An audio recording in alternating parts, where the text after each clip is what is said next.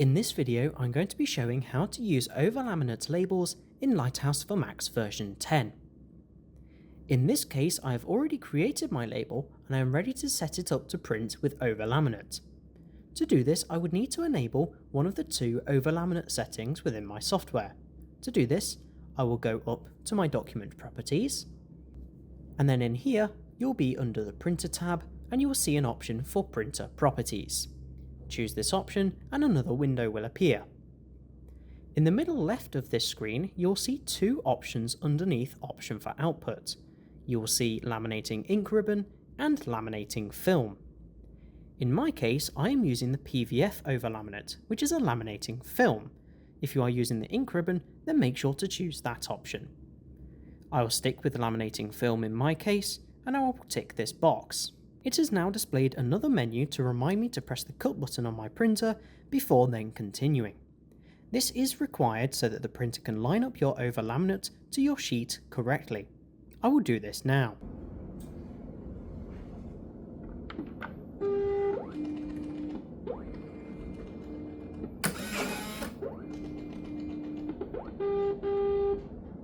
Now that I have done this, I will press OK until I am back into my label.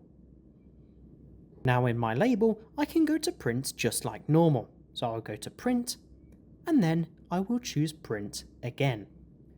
And now my printer will begin going. Now that my printer has finished printing, it has cut off the sheet, so now that I'm ready to put my laminate over the top, I'm going to lay this flat on my desk.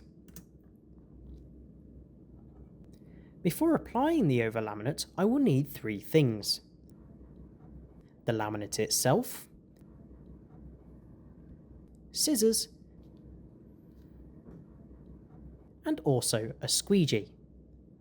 Now that I have these three, I need to take my roll of over-laminate and I will need to measure it out so that I can have enough to cover this entire sheet. So I will grab my roll and I will hold it over the top of the sheet that has just been printed.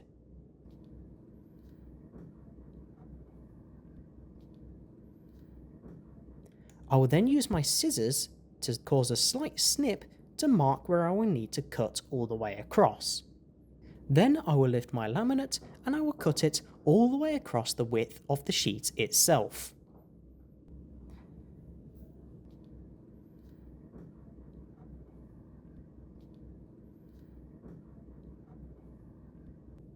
Now that I am left with a separate piece of over-laminate that will now cover the entire width of my vinyl, I will first of all fold back approximately 20mm of the backing paper.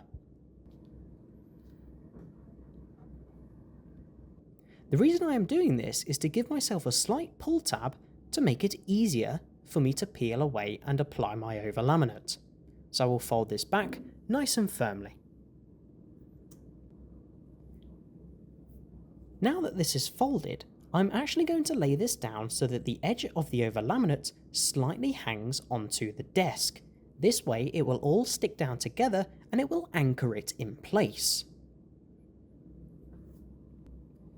When I'm sticking this down, I need to line it up so that the actual sheet will line up with the vinyl underneath it.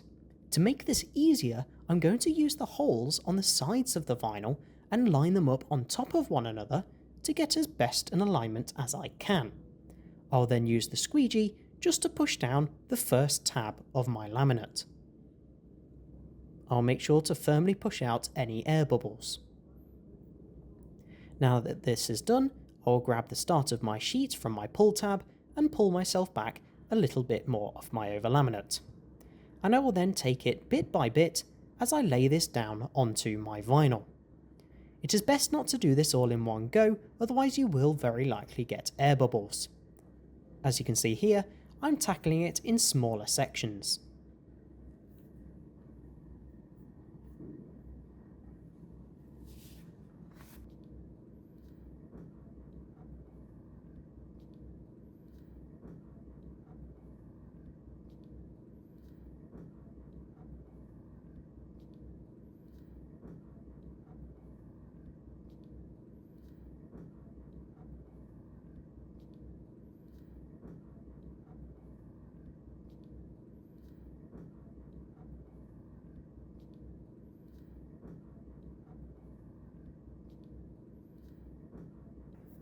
Now that my laminate is applied, I can then lift it off the desk, and I will need to make sure to snip off the leading edge that was previously stuck to the desk itself.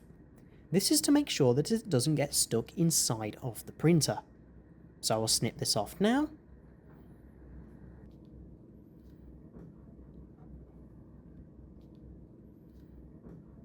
And then I will take my sheet and I will feed this back into the printer.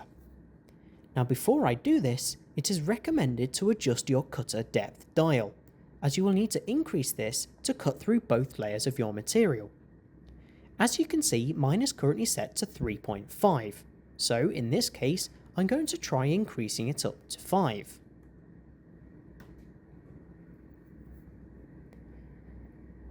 Now that my dial is adjusted, I'm going to take my sheet and put it back inside the printer. To make the process easier and to remember which way it goes into the printer itself, you can use the index holes on the side of the vinyl to make sure it goes in the correct way. As you can see in this case, my index holes are on the right side of my printer. Once your sheet is set, make sure to close down the lid so that it can carry on with the cutting process. Once this is complete, your vinyl will be fed out of the front of the printer again. The cutting has now finished, and if I have cut deep enough, then I will be able to simply peel away the excess from my label, and this will then leave my nice labels with their over laminate set to them.